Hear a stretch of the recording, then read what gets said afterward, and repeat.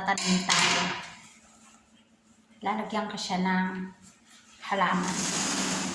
Ayan ang ilalagay itong halaman, tsaka lupa. Kasi yung lupa nito is palubog na siya. So, kailangan kong lagyan kasi parating na yung madam ko, kailangan kong buhay.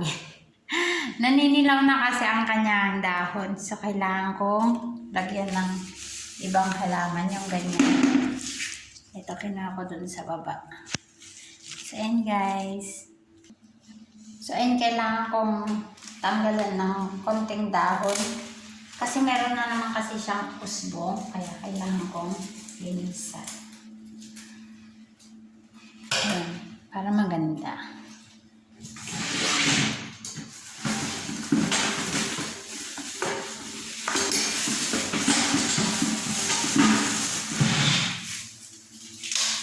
Dito kasi si madam, meron kasing halaman na fresh.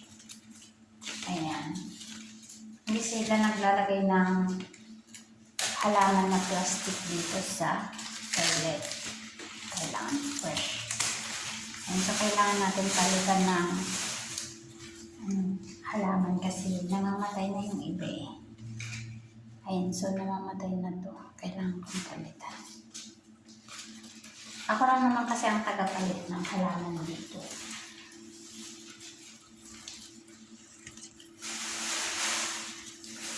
Nakatanggalin natin yung mga ibang bato. And guys, thanks for watching ha. Salamat sa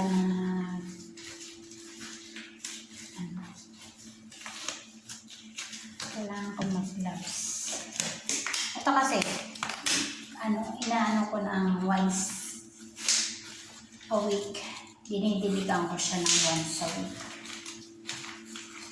Kaya siya once a week kasi hindi naman nade-drain yung tubig. Ayan, wala kasi siyang butas. Ayaw ni madam butasan, kaya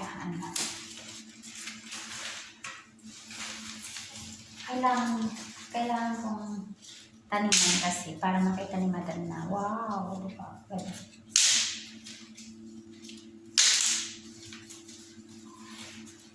Baka magalit siya. Magalit yun pag hindi mo binibiligan yung tanim niya. Ayan. So, bawasan lang natin ng konting dahon para maganda tignan.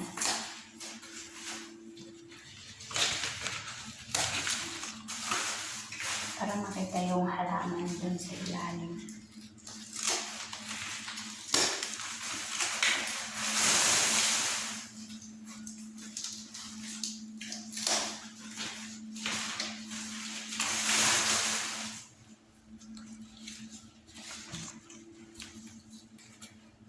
Tinatanggal ko yung mga bato.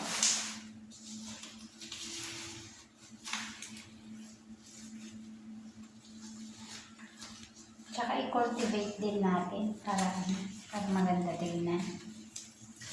Meron kasing usbong guys dun na maliit. Ayan, meron siyang usbong na maliit.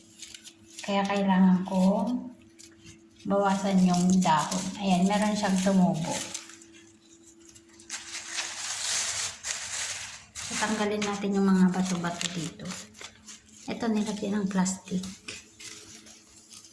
Para hindi tumagos yung tubig. And cultivate lang natin para maganda yung pagkatubo ng halaman. Ayan, namamagana yung lupa.